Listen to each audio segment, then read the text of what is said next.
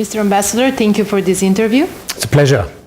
World news headlines were all about Britain in the past year. First Brexit and then unfortunately the terrorist attacks. Enough is enough. That's what Prime Minister Theresa May said after the last terrorist attack in London. She said there will be changes in Britain's counter-terrorism strategy. What has been changed since then, and how the terrorist attacks changed Britain? Well, that attack at London Bridge was truly awful, just as the preceding ones and the subsequent ones in Manchester and London were. The emergency services did a fantastic job then. But I mean, any attack in which innocent victims lose their lives, wherever it happens in the world, is an appalling tragedy. Britain's counter-terrorism approach evolves constantly and will continue to do so as a response to the changing environment and to new threats and so on. And Prime Minister Theresa May made that absolutely clear in her statement from Downing Street after the London Bridge attack. What will not change, I think, is the approach that Britain, that the United Kingdom takes as a people to these kind of attacks. We stay united and we come together in order to protect the democratic values which are so important to us. Well, it was obvious that people, even 10 hours after the attacks, were living their lives. So that was a very strong message from Britain, I could say, in my opinion. Right, and I think that's a really important point, that we need to be able to continue our lives as they are. And again, that was a point that Prime Minister May made in her statement. Ambassador, last elections in Britain gave no clear winner. Some say that the Brexit negotiation table has turned and that the European Union is less under threat than 6 months ago. Do you think that the new post-election situation is going to affect in some way Brexit? Well, I'm a British public servant and I don't comment on British election results. I simply try to do what I can in order to help deliver the policies of the government of the day. But the Brexit negotiations have started, and our Secretary of State for exiting the European Union, David Davis, made it clear in his statement to Parliament last week that these negotiations would be very complex. But he also made clear his absolute conviction that both sides, the UK and the European Union, would negotiate to achieve a deal which allowed for very close cooperation and a new and very deep relationship and partnership. That's absolutely fundamental for the UK, just as it is for the European Union, and it's exactly what we're aiming to achieve. Is Brexit going to make the European Union less attractive for countries like Macedonia? Is it going to give wings to Eurosceptics in this country or in the region that are always saying that the EU perspective is not much of a perspective? Well, the overwhelming majority of Macedonian people want Macedonia to join the European Union.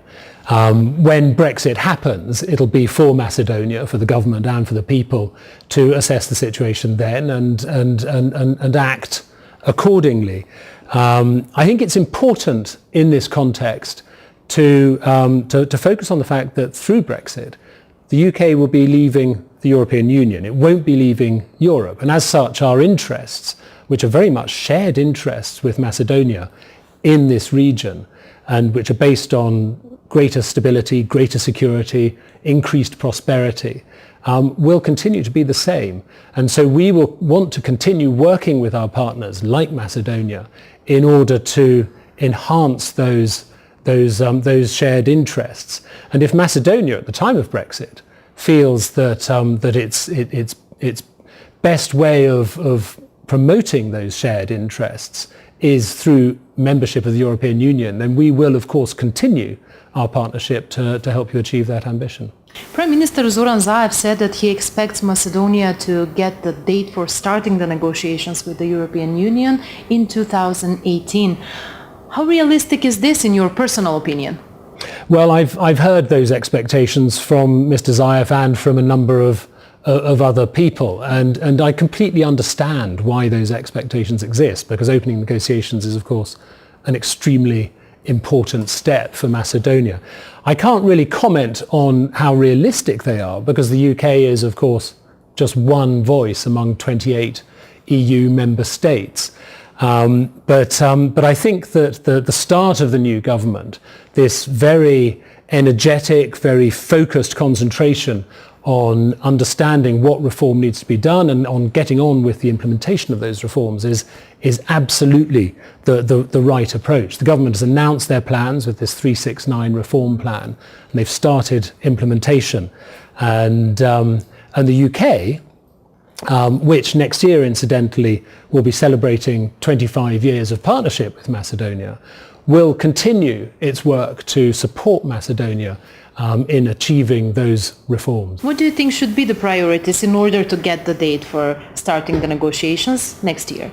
Right, well, the priorities themselves are set out in the 369 reform plan, which was launched earlier this week by the government. And I think that's a very good, very clear roadmap for reform. It seems to have been based on consultation with a very wide range of stakeholders in government, in civil society, in the international community and so on. And as such, it sets out a very clear approach to those priorities, what the priorities are. A lot of those reform priorities, of course, concern areas which are areas that Britain and Macedonia have worked on over the 25 years to strengthen your approach to it, to strengthen your reform efforts. And we will continue to support you in those priorities. Ambassador, so far, as you know, Macedonia has been blocked by Greece on its Euro-Atlantic path.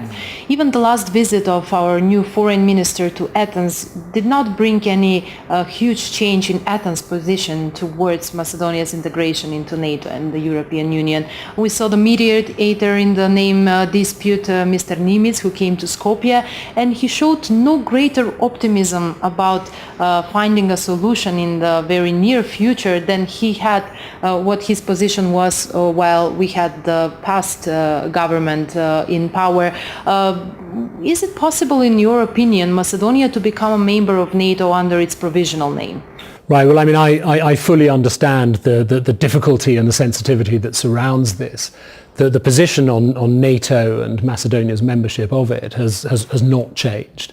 And it was restated most recently by Jens Stoltenberg that Macedonia would receive an invitation to join NATO just as soon as a mutually acceptable solution is found to the bilateral name issue. That is a difficult area to work on. It's a challenge for both sides. And both sides will obviously have to show courage, political will, and flexibility in order to achieve a lasting settlement to that, a mutually acceptable settlement to that. But I have to say that the reforms that the government has come up with and the energy and commitment they're showing to a reform programme is a very good start for moving forward on that, because it shows a determination, a conviction that reform is necessary and is going to happen.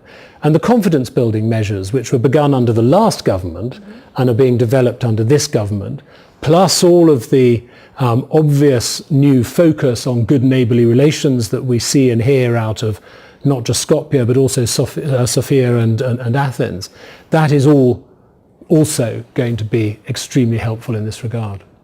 Mr. Ambassador, thank you for this interview for Sittel TV. It's a pleasure. Thank you very much for the interview.